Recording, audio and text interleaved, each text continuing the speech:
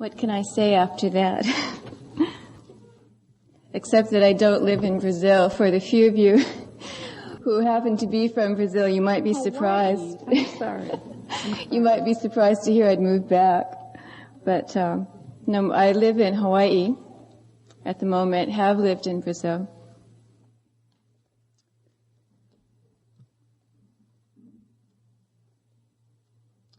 When I was asked to give this lecture, one of my first reactions was, this is all I have to give. There isn't any more. There's nothing I can say.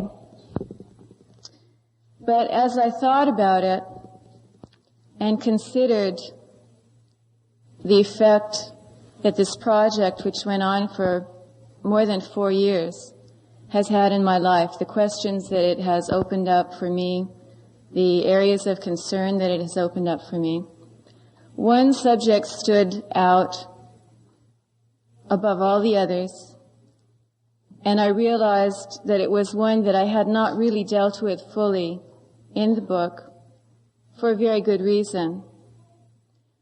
That subject is firmness in the covenant. And the reason that I didn't deal with it more fully, although it's the thread that runs through the whole book, is that it's a difficult subject for the non-Baha'i reader who's coming to the faith. This is perhaps the first introduction to the faith that the person has had.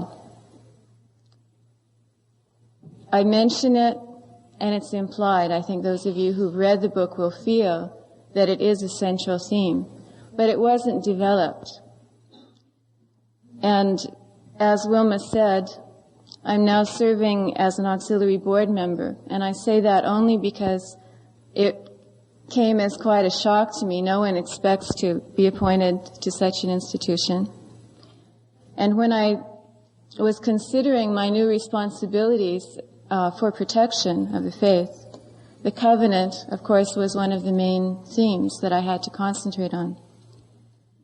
At the time, I was just working to finish the book, and I realized that in Louis Gregory I had a beautiful example of the meaning of living the life of protecting the faith, of firmness in the covenant. He rose to the station of hand of the cause of God without ever having been appointed to it. He lived as a hand of the cause of God and was appointed a hand after his passing. Now this is, to me, an inspiration to consider his life and what he did, having not been told this is what you must do, but doing it. Therefore, I'm going to concentrate tonight in this lecture on the theme of firmness in the covenant. I won't talk a lot about what the covenant means. That will be covered very briefly. But I want to focus particularly on the covenant in the life of Louis Gregory and in the major areas to which he dedicated himself. O thou who art firm in the covenant. With these words, Abdu'l-Baha began 4 of 9 tablets he addressed to Louis Gregory. The salutation is not unique. It appears in perhaps 3 to 5% of the Master's tablets published in English. Most of the recipients are recognized today as having been among the outstanding, active, dedicated, early Baha'is of the West. But this salutation, O thou who art firm in the covenant, was never more aptly applied than to Louis Gregory. Consider it well, Abdu'l-Baha wrote, that every soul who is firm in the covenant is luminous, like unto a candle which emanates its light on those around it. No wonder, then, that he described Louis Gregory as luminous, shining as a bright light, and as pure gold. The concept of the covenant in the Baha'i teachings is complex, too complex to discuss more than briefly here tonight. On the one hand, it can be expressed in relatively simple terms. The Universal House of Justice, for example, has called it a binding agreement between God and man, whereby God requires of man certain behavior in return for which he guarantees certain blessings. In this sense, the Baha'i writings refer to the Great Covenant, God's eternal promise to provide guidance to humankind, and to the Lesser Covenant regarding the succession of authority that Baha'u'llah made with his followers, renewed in turn by Abdul-Baha in his will and testament. Another aspect of the covenant implicit in the teachings is the personal covenant between the Messenger of God and each of his followers. These expressions of the covenant involve specific laws, institutions, and lines of authority to which the individual and the body of the believers are expected to respond in specified ways. The covenant has, on the other hand, a more abstract, elusive aspect. There is no other power like unto this, Abdul-Baha testified. Today, the dynamic power of the world of existence is the power of the covenant. He called the spirit of the covenant the cause of life and the real center of love. The power of the covenant, he said, was like the heat of the sun, which quickeneth and promoteth the development of all created things on earth.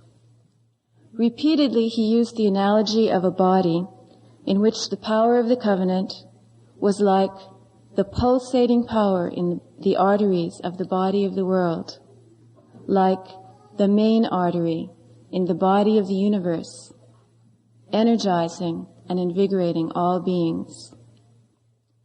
Thus, the power of the covenant is described in the Baha'i teachings as a cosmic force transcending the confines of our world and its struggle toward unity and enlightenment.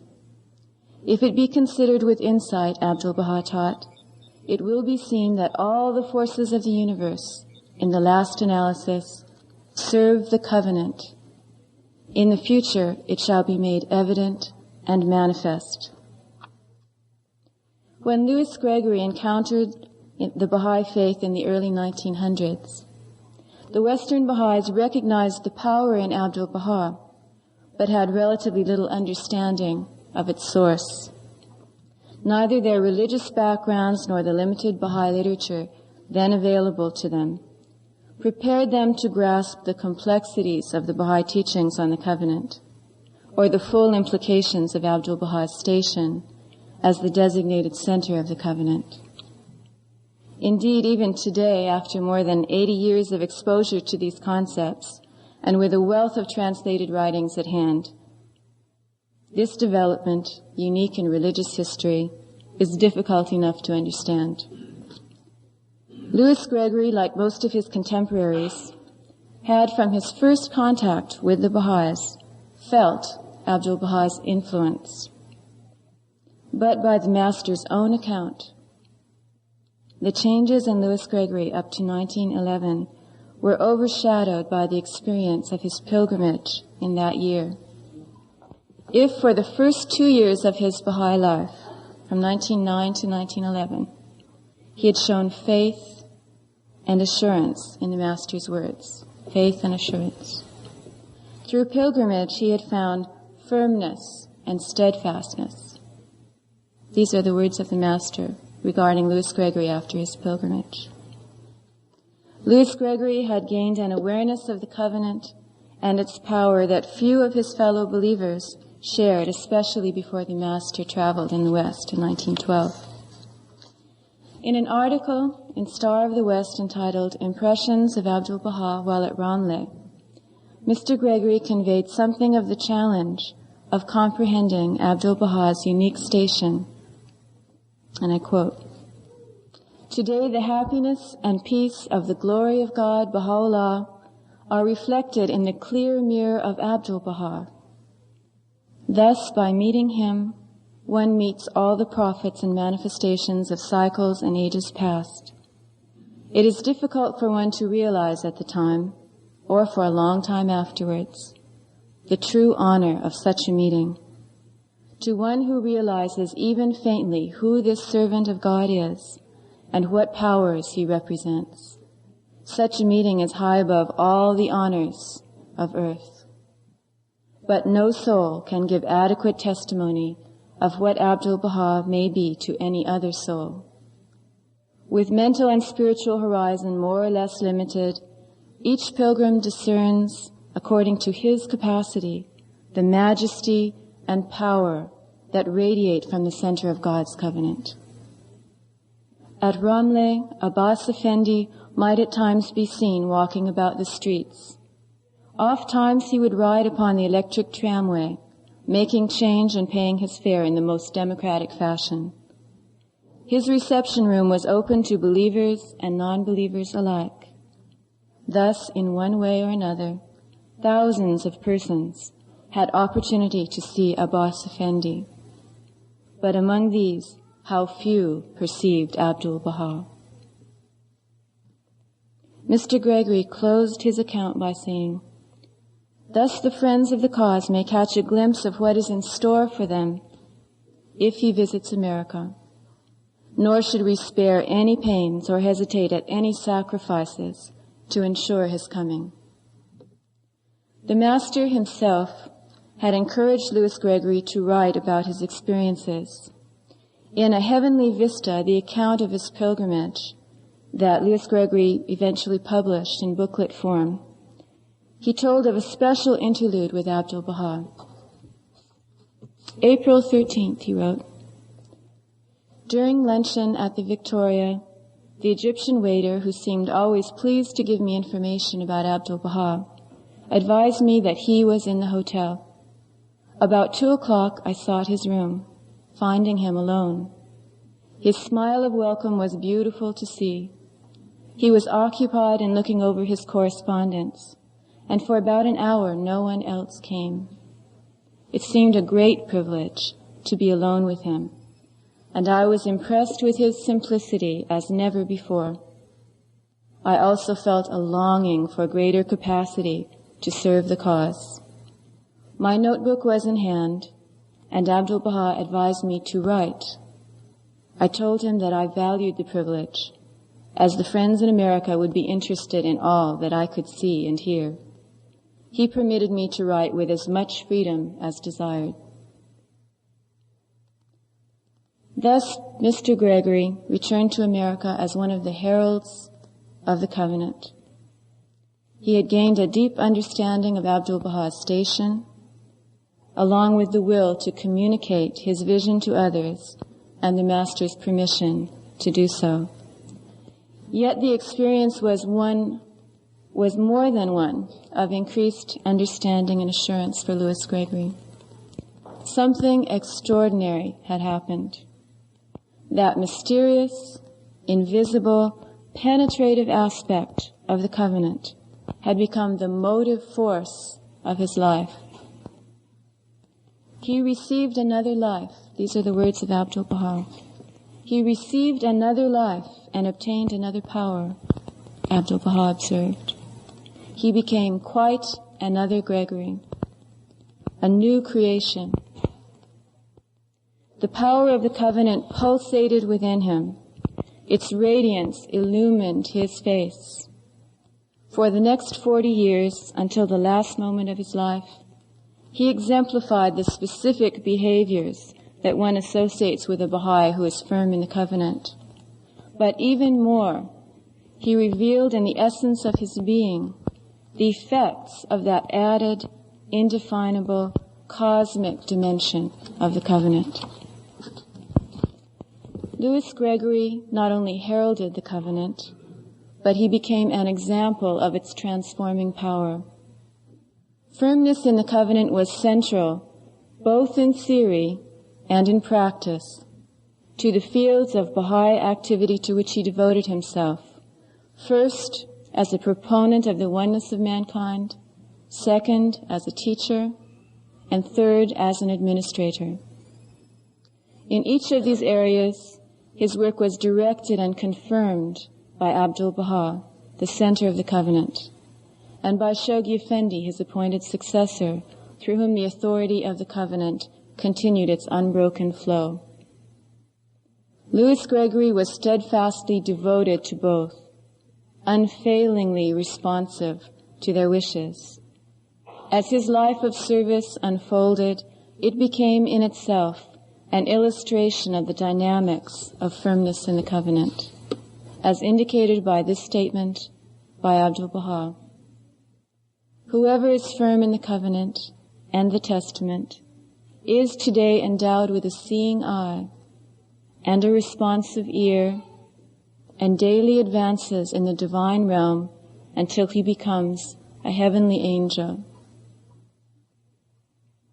And for those of you who've known Louis Gregory, those of you who've studied his life, who could have been more of a heavenly angel than he was?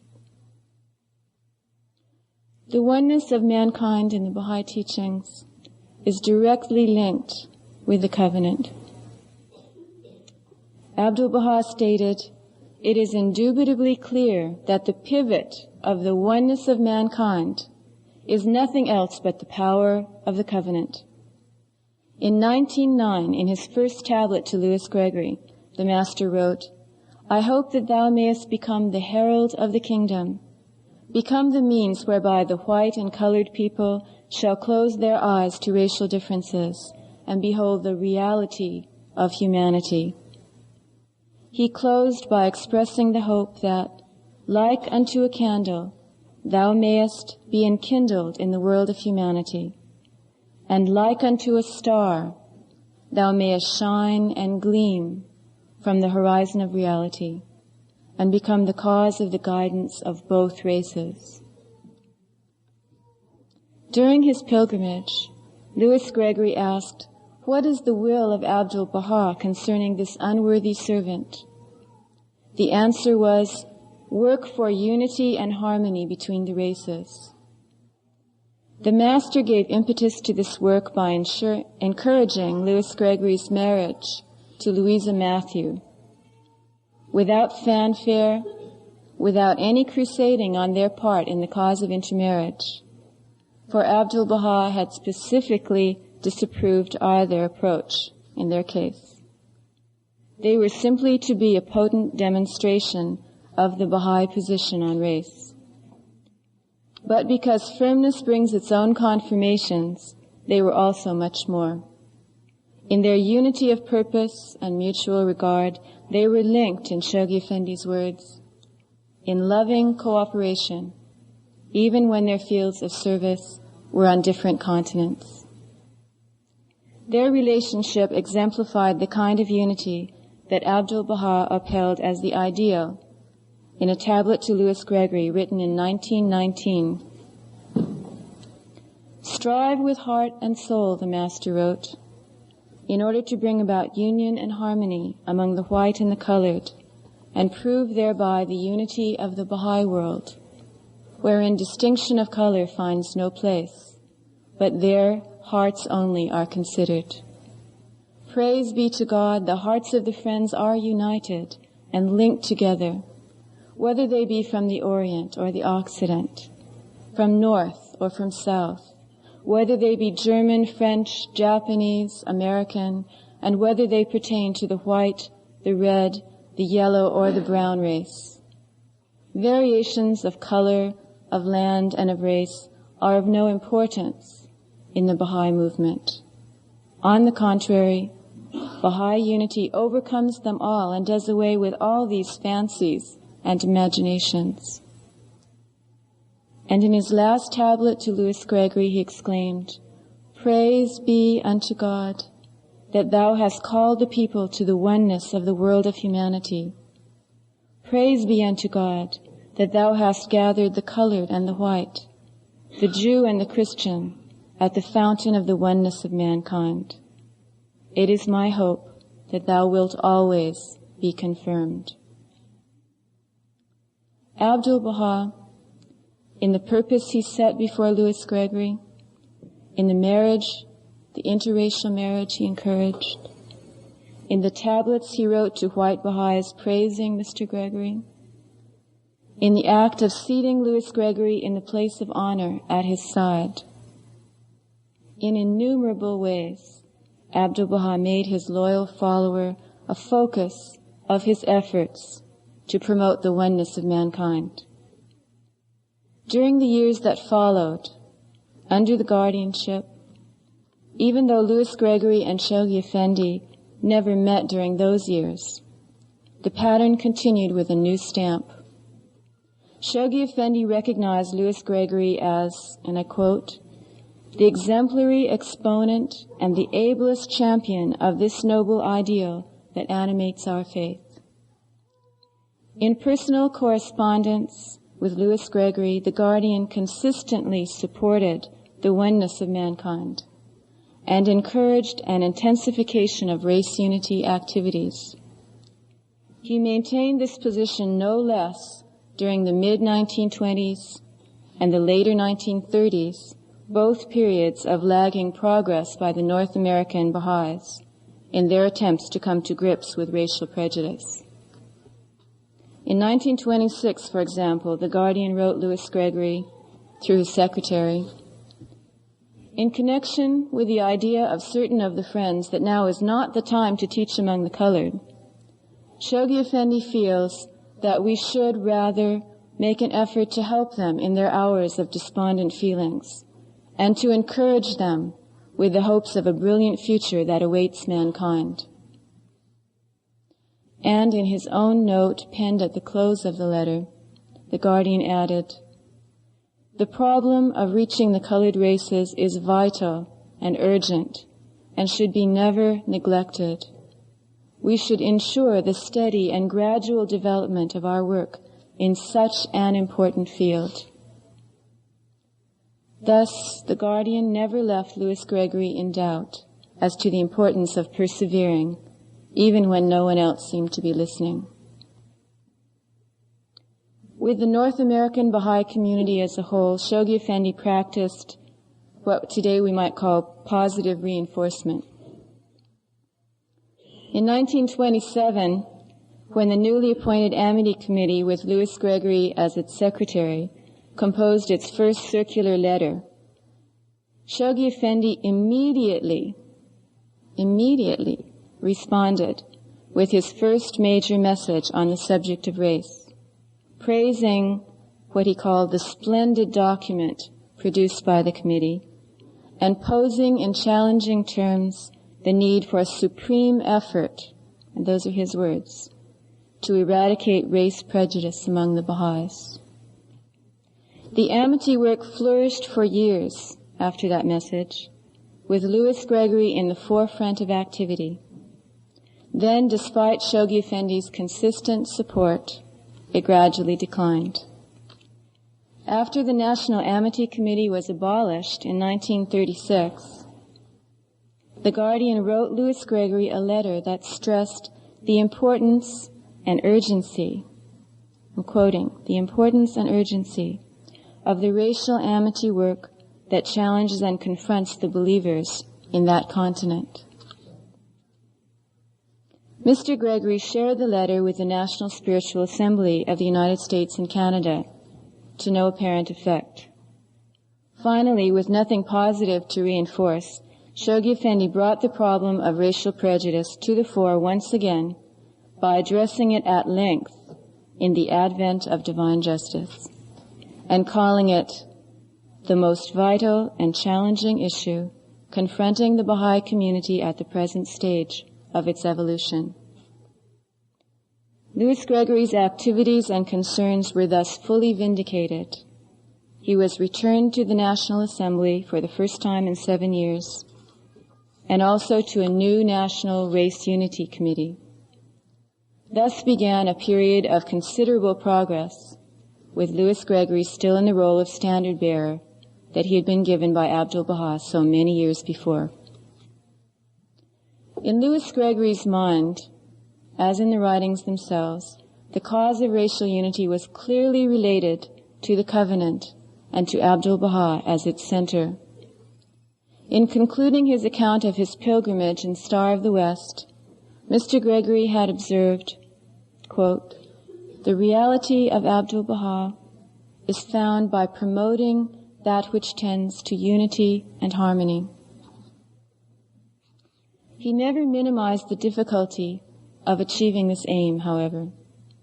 In 1915, trying to prevent the Washington, D.C. Baha'i community from breaking apart along racial lines, he wrote a fellow believer, "In proportion as souls become severed and detached, the divine reality makes all things possible, and differences based upon human limitations give way. I have not yet reached the place where I see no differences, but hope through divine favor to attain it. The power of the covenant overcomes all."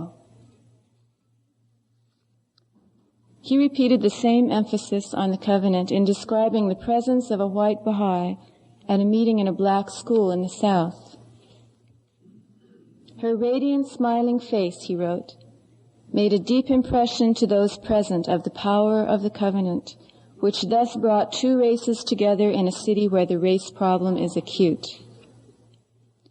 And to the Baha'is of Kansas City, he urged, "If you wish to increase your understanding and knowledge of the mysteries of God, form an assembly that nothing can break up.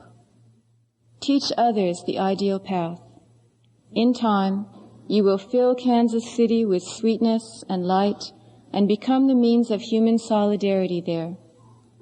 This is possible through the power of the greatest name and the might of the covenant."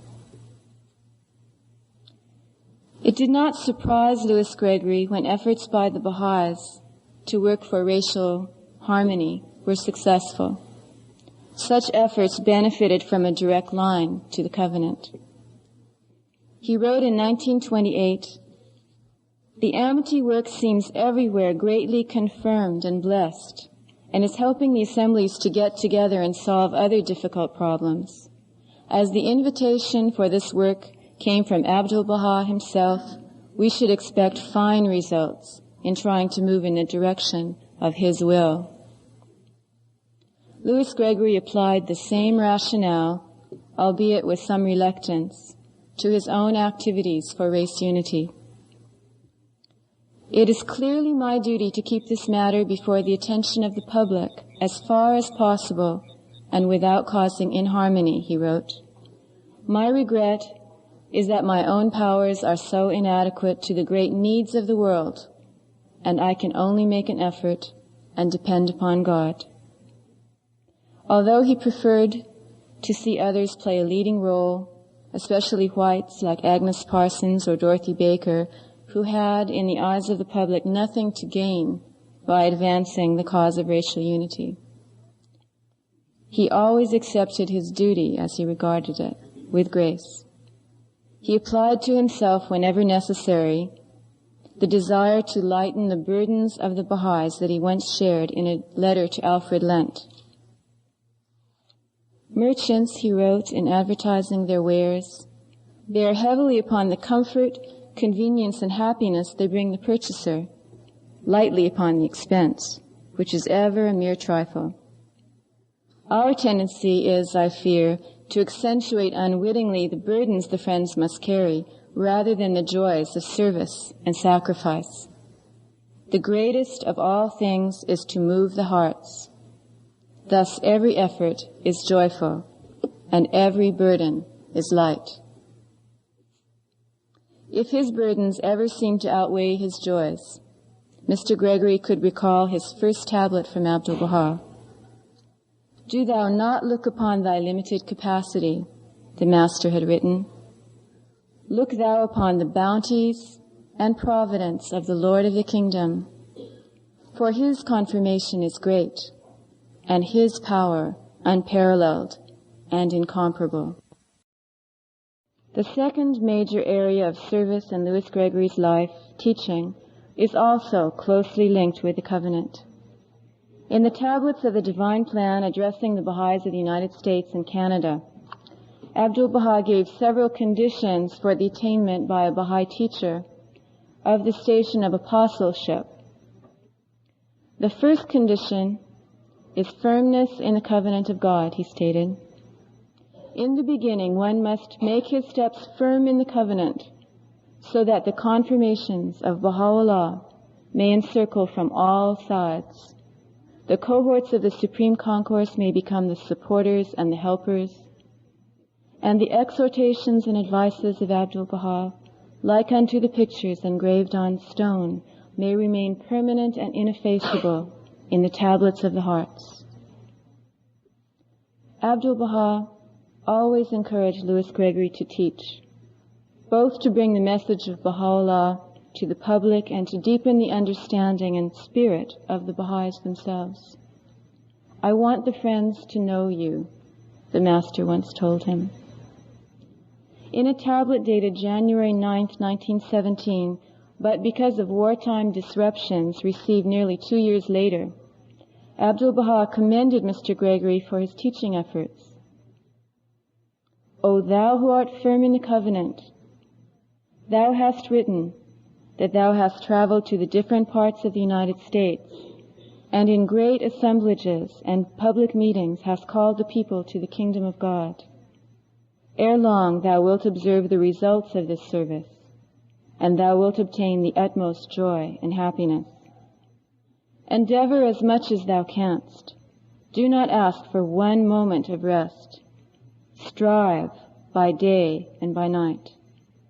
If it be possible, take thou a trip to the southern states of the United States, and enkindle in that region the candle of guidance, so that thou mayest become the cause of the awakening of the souls and promote the virtues of the world of humanity. So responsive was Louis Gregory to Abdu'l-Baha's wishes that before this tablet was received, he had already fulfilled its instructions. More than a year earlier, he had given up his business, and he and Louise had sold their home in order to make it possible for him to travel. By the time the tablet was received, he had already spent a year on the road, literally fulfilling another of the conditions that Abdu'l-Baha had given for the attainment of apostleship, continual traveling as the Master himself had done in America, in a spirit of absolute detachment. The unveiling of the complete tablets of the Divine Plan in 1919 at the Convention of the Covenant, as Abdu'l-Baha himself called it, simply reinforced Louis Gregory's intention to teach. Shoghi Effendi, over a period of some 30 years, constantly praised and fortified Louis Gregory in his teaching work. He often recalled Mr. Gregory's special relationship with the Master. In 1925, for example, the Guardian Secretary wrote on his behalf, "You are carrying out in spirit and in letter Abdu'l-Baha's oft-repeated injunctions to travel and spread the message of this cause." On another occasion, in a note in his own hand, Shoghi Effendi wrote, "May Abdu'l-Baha guide every step you take and protect and inspire you, who are his chosen, dearly loved standard-bearer in that vast continent. Teach, teach, teach, and the victory is ultimately yours." And again in his own hand, this moving message, "He who loved you, admired your capacity, and was confident in your success, is surely guiding every step you take, and addresses you from on high, 'Well done, marhaba, marhaba, my good and faithful friend.'" What a greater reward than the satisfaction and the good pleasure of our dear Master, which I am certain you have fully earned. Imagine getting a letter like that written in the hand of Shoghi Effendi. The Guardian made it clear in numerous statements in his letters to Louis Gregory that he regarded Mr. Gregory as being peerless in the teaching field in North America. "Yours is the memorable work of the brave and steadfast pioneer, whose action is guided by the hand of a loving and watchful Master, whose efforts are reinforced by the unfailing grace of Baha'u'llah, whose mission is to confer inestimable benefits upon mankind, and whose achievements have already won him the admiration of his brethren in many parts of the world. the Guardian wrote in 1926, with all of those decades of service still ahead. "You are indeed a pillar of his faith in that land," he wrote several years later. And another note penned, as were the previous ones, by Shoghi Effendi himself reads, "Dear and most prized co-worker, I wish to assure you in person of my constant prayers at the holy shrines for the removal of every obstacle that confronts you in your heroic and already highly successful efforts in proclaiming the cause of God throughout the length and breadth of that vast continent. The few teachers that are following your example constitute the vanguard of His host in America, and you stand by virtue of your devotion and ability in the center and in the forefront of the small band that are holding aloft the standard of the all-conquering faith of Baha'u'llah. How enviable your position, how great your responsibility, how glorious your reward." The Guardian often referred to both of the Gregorys as pioneers. In 1927, he told Mr. Gregory that his efforts would be extolled by the rising generation, who will derive inspiration and strength from your arduous pioneer work. And of Louise he stated, "She too is an indefatigable pioneer, whose present services future generations will extol and magnify." Shoghi Effendi also emphasized the important role that Mr. Gregory played in inspiring the North American Baha'is. "It is up to you," Shoghi Effendi feels, his secretary wrote in 1928, "to travel from town to town and city to city and infuse a new life, a new understanding, and a fresh enthusiasm in the hearts of all the friends, for it is essential for any progress or ultimate success." In fact, probably no Baha'i teacher in America up to the present day has traveled more widely or spoken of the faith to a larger number of people. Louis Gregory helped to establish a number of communities, Nashville, Memphis, and Tuskegee, for example. He confirmed in the faith individuals, even entire families, who have themselves compiled a rich record of service as pioneers and administrators in the cause. Many of these, as black Americans of great capacity, have fulfilled the hope that Shoghi Effendi once expressed. "May pure and able souls among the colored arise and follow your example and carry on the great and memorable work you are achieving in the service of this glorious cause." Louis Gregory's concentration on teaching in North America, and particularly in the South and among his fellow blacks, was thus the result of both inclination and obedience. His teaching activities were considered so important by Shoghi Effendi that they could not be interrupted, even to allow Mr. Gregory to make a pilgrimage, when he sought to do so in 1929. "Your work in the States is so vital," the Guardian wrote, "and workers of your devotion and ability so few, that nothing, I feel, even your pilgrimage, should interfere with it." A few years later, having been released from his responsibilities as a national teacher, Louis Gregory considered joining his wife, Louise, in Europe. Once again, Shoghi Effendi said no. "A person like you is an asset to the cause wherever he may be," the Guardian's secretary wrote on his behalf. "But Shoghi Effendi thinks that the place you are needed most is America." In 1935, having successfully established the first spiritual assembly of Nashville, among other accomplishments, Mr. Gregory tried again to win the Guardian's approval for him to join Louise in Europe. This time, Shoghi Effendi agreed, but because of worsening international conditions, he finally advised Louis Gregory to remain in the States and Louise to join him in safety there. Finally, the couple fulfilled their desire to pioneer together by going to Haiti in the early part of 1937, during an acceleration of teaching just prior to the launching of the Guardian's first 7-year plan. Although their stay was cut short after only a few months because of government opposition to the faith, Shoghi Effendi commended and reassured them. The Guardian is thrilled at the news of the splendid work which you and dear Mrs. Gregory have been able to accomplish during your recent journey to Haiti. Do be confident that your efforts, though circumscribed, are destined to yield very good results.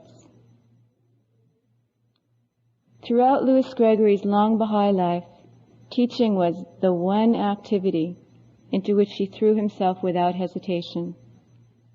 Teach, teach, teach, he urged a friend, echoing Shoghi Effendi. The most divinely emphasized of all activities brings a confirmation and joy which aid the solution of all our problems. Mr. Gregory often alluded to the relationship between teaching and firmness in the covenant. The more you teach, he believed, the more your firmness, understanding, and happiness will grow. He comforted his friend Edith Chapman when her teaching work in Kansas City had not been progressing with these words: "Please do not trouble your heart, my dear child, because the people do not attend your meetings, but be sure always to continue them, reading with your family and anyone else you can attract, or alone if necessary. You will be serving humanity just the same by your answer to the divine call and your firmness and steadfastness in the covenant of God." Some years later, when the Kansas City community had grown because she had followed his advice and persevered, he wrote her about the importance of detachment from the results of one's efforts, however great or small. "The new group at Tuskegee," he wrote, "seem greatly worried because they cannot attract crowds at once. Wish you might go there to tell them of your patience and endurance during the years and final victory." And he added, "If you are spiritually related to me, you have to learn this lesson over and over. Walk above the world by the power of the greatest name." If teaching, Louis Gregory's favorite activity, required detachment and patience, administrative work, which he liked much less, often tested those qualities to their depths. His feelings about administration had nothing to do with his abilities. His legal training and professional experience equipped him to serve capably in the Baha'i administrative order. Also, he fully appreciated the importance of administrative work at a time when a significant number of Baha'is and their friends did not. He, Agnes Parsons, and Miriam Haney were appointed in January 1923 to prepare a definitive statement on Baha'i organization, its basis in the revealed word, which was published in the March 1923 issue of Star of the West. Moreover, he was able to find real pleasure in administrative work when it was carried on in the Baha'i spirit. In 1915, for example, he wrote Alfred Lunt his impressions of a meeting of the Executive Board of Baha'i Temple Unity. "I am much uplifted by the earnestness and zeal of the friends at the recent board meeting. Abdul-Baha says the board must execute, and it seems to me it approaches nearer the divine ideal now than ever before. The dispatch of business and the illumination of the friends in spiritual consultation must have pleased the heart of our generous Lord, from whom nothing is hidden. I am grateful for the privilege of having been present." The annual Baha'i conventions that Louis Gregory regularly attended, and at which he served in various capacities as delegate, secretary, reporter, and featured speaker, were high points in his life. He preferred not to have steady administrative duties, however, because they tended to conflict with his goal of constant traveling, often far from the centers of Baha'i administration and in the days before jet planes. It was a relief to him not to be elected to the National Assembly, he once wrote. But Shoghi Effendi, although he emphasized that Louis Gregory's teaching work was of primary importance, always stressed that his contributions to administration were needed as well. In 1927, the Guardian's secretary wrote on his behalf, "He wishes you to concentrate first and foremost upon the teaching work, and to arrange your affairs in such a way that no administrative responsibilities will in any way interfere with the effective conduct of your teaching work. He welcomes your membership on the National Assembly, and he prays that you may be guided to combine both in a most effective manner." In 1940, Shoghi Effendi praised Louis Gregory's invaluable services as a member of the NSA and closed his letter with a personal note. "Your teaching and administrative work are alike vital, meritorious, and significant. And I feel certain that the beloved Master, who is well pleased with you, will guide your steps and reinforce your efforts in your dual task.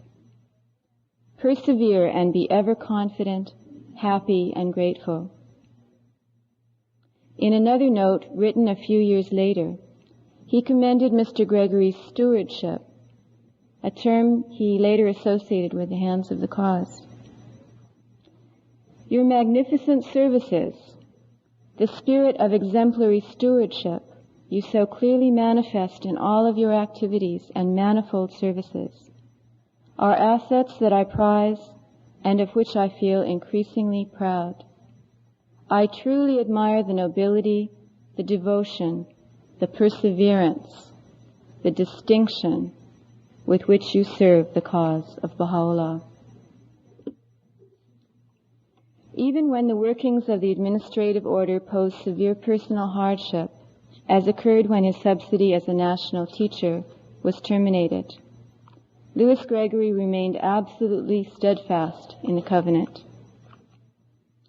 "No one can have his own way in the cause of God," he wrote a friend. "The discipline of the administration, firmly though lovingly upheld, will teach us this in all the experiences of life and service."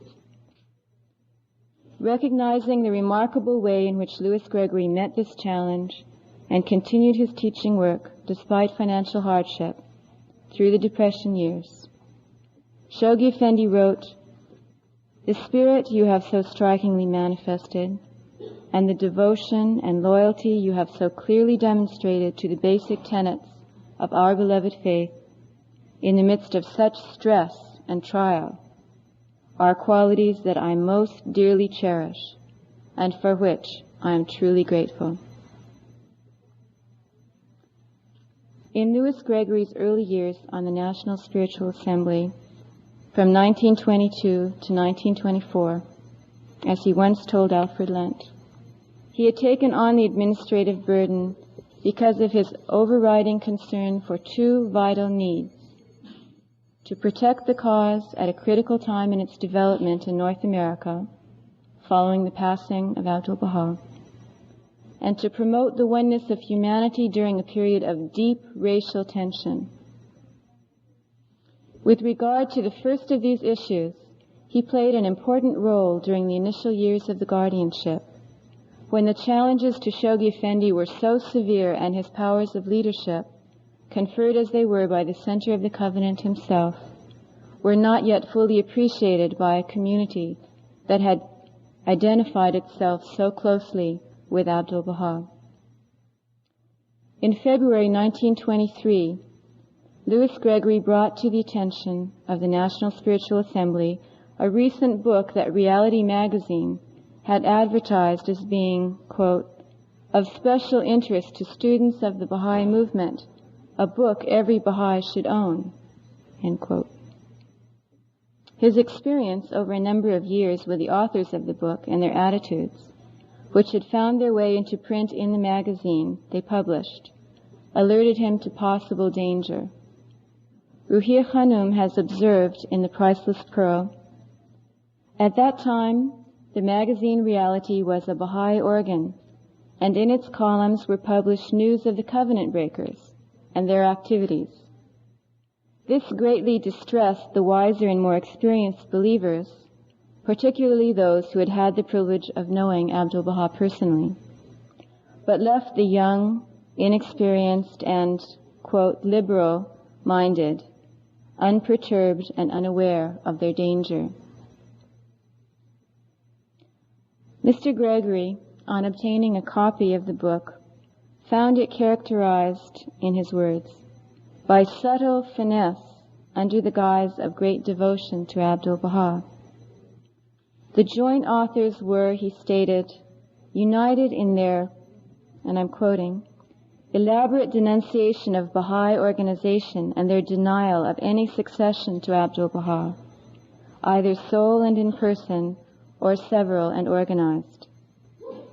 In addition, he stated, the oneness of humanity and the immortality of the soul are either directly or by innuendo denied. Mr. Gregory suggested that the National Spiritual Assembly take immediate defensive measures.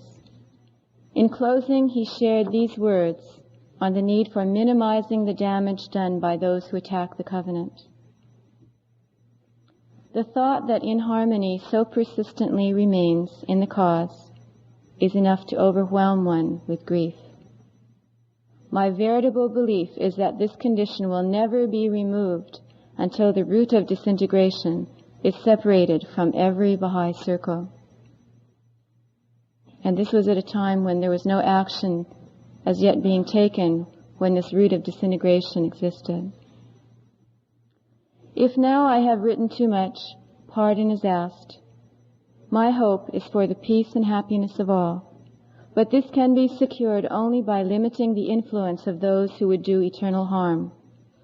Limiting the sway of the harmful ones is a blessing even to themselves. Alfred Lunt, Secretary of the National Spiritual Assembly, responded immediately to this letter, which he termed most important and a beautiful call for protection. He advised Mr. Gregory that he had sent copies to each assembly member. Although decisive action was not taken for some time, Louis Gregory's concern was finally and fully vindicated. In June 1925, the National Assembly dissociated itself from reality, and eventually the authors of the book had to be expelled from the faith. Some years later, Ahmad Sorab, well known in America as Abdul-Baha's former secretary, rose in opposition to Shoghi Effendi. Once again, Louis Gregory responded to the crisis in a way that testified to his firmness in the covenant. He directed a letter to the National Spiritual Assembly urging that body to try to convey the station of the guardian to the Baha'i community, and he asked that the Assembly begin by deepening its own understanding. It is my humble suggestion that as part of the agenda of our next meeting, and in preparation for an address to the Friends, we spend some time in reading those parts of the wills of Baha'u'llah and Abdul-Baha which pertain to the station of the guardian, with the hope and prayer that the True One may make our minds more illumined, our hearts more loving, and our hands more obedient through the confirmations of His might. In the same letter, he expressed his own view of Shoghi Effendi. He, our guardian, is gentle, patient, and kind. Yet in that temple might and authority also dwell. The Lamb may at times become a roaring lion as a means of teaching us divine justice, the highest attribute of God. Who can endure the time of wrath? A word of condemnation from Shoghi Effendi may sink any soul into the depth of dishonor and oblivion in time and eternity. His depth of love, his divine patience, should not make us negligent in our attitude to him. Louis Gregory was never negligent in his attitude to Shoghi Effendi. He accepted the guardian's wishes as he had Abdu'l-Baha's and made them his own, whether this meant giving up a longed-for pilgrimage, extending a period of separation from his wife, or learning to be grateful for a situation that seemed to be nothing but sheer adversity. Whatever his difficulties, he always found strength in Shoghi Effendi. Through the powerful aid of the guardian, he wrote during his most difficult period, "I am still able to carry on." And it is clear from Shoghi Effendi's own repeated statements in his letters to Louis Gregory, which number nearly 50 altogether, that he found strength and joy in his dear and valued co-worker as well. He frequently indicated in poignant terms that the news of Louis Gregory's activities and achievements eased his own burdens, and that Mr. Gregory's spirit lightened his heart. Over and over, he used such phrases as an inspiration to me in my task and a refreshment in the midst of my arduous duties. Rejoice, my heart, and sustain me, a source of constant joy and encouragement to me. You are often in my thoughts and heart, he wrote in 1931, and the memory of your constant and exemplary services is an abiding joy and comfort to me in the hours of anxiety and stress which my work often involves. And at another time he observed, "You hardly realize what a help you are to me in my arduous work." This reciprocity of love and respect leads us to the very essence of the quality of firmness in the covenant that Louis Gregory exemplified. A reaching out in love, a deep sense of honor, a denial of self in the service of a greater unity. It recalls a phrase Abdu'l-Baha used in an early tablet to Louis Gregory, when he looked forward to meeting his devoted follower and, as he put it, renewing the covenant of the ancient love. Louis Gregory integrated the spirit and the letter of the covenant, the outward forms and the inner realities, and gave the Baha'i world an enduring example of the power of the covenant to transform and recreate the human soul.